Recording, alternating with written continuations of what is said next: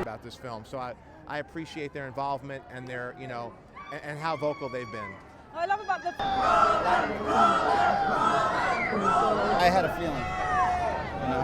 Yeah. Excellent. Have a good night tonight. Enjoy. Thank you. Louise, this is Robert and Susan. This is Louise. Hey. Now you've been labelled.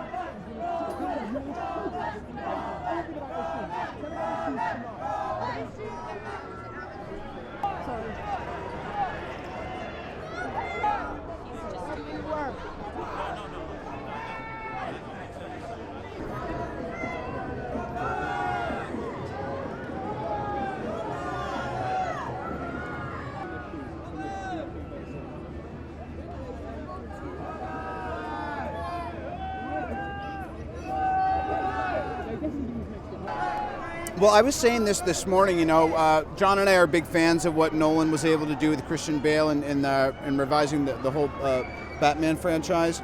And they did this kind of very dark and complex take on a superhero. And we felt, well, they've done that about as good as it can be done, so we tried light and simple. Do you think the fans will react well to the thing? I mean, was it a difficulty, just worrying about what the fans would think? Yeah, it's important, isn't it? You really gotta listen to their feedback, you know. But so far, so good.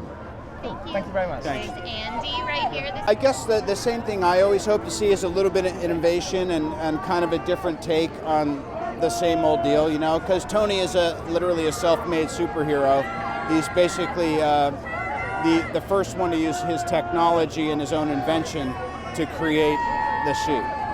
Life with your family and your Yes. home. Well, I try to be. Sometimes I stress myself out with trying to get everything so organized. But in the past couple of years, I've actually tried to let go of the, you know, stress that comes with perfectionism.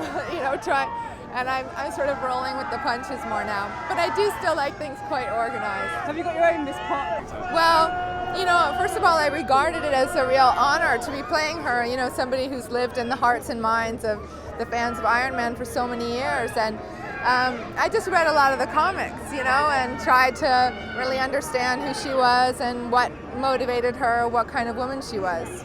Now, you're very subservient in this movie. How Right. subservient are you in real life? Not very. You don't take, you know, do you wear the pants then? No, my father taught me, he raised me to be a strong woman, which I'm very thankful for. So you're the complete opposite of your character. Well, not complete opposite. I mean, and I'm strong-willed, but I'm not as strong as they come, but I'm pretty strong. Cool. Thank you you. very much. Enjoy the Thank night. you. Thank you, Greta. What attracts her to him? Well, I think they first of all just have that kind of chemical thing. You know, some people just have a certain chemistry, and I think she really does always see the best of him, and she wants to bring that out, which is a lovely quality. Okay. Thank you very much indeed. Well, the political statements that it's making, the simple way in which it tells those stories, you know, that's what makes it different. It's a applicability to everyday human life, no matter what country you're in, because there's a lack of accountability taking place throughout the world right now that we all feel, and it resonates with all of us. And what do we do with it? You know, do you accomplish peace by means of fear and weaponry, or do you accomplish peace by means of helping people and by love? So that's the message I get from it. That's what resonated with me. And why is that? Well, because, you know, Robert's grown up in the public eye. Everything good and bad that's happened in his life, everybody's seen. And Tony Stark, he's a guy who's also grown up in the public eye. He's a genius. Everybody appreciates his talent. But he's a guy that... I'm working. They're very polite here, I've noticed. I signed everybody's thing. They're yelling at me, John. Anyway.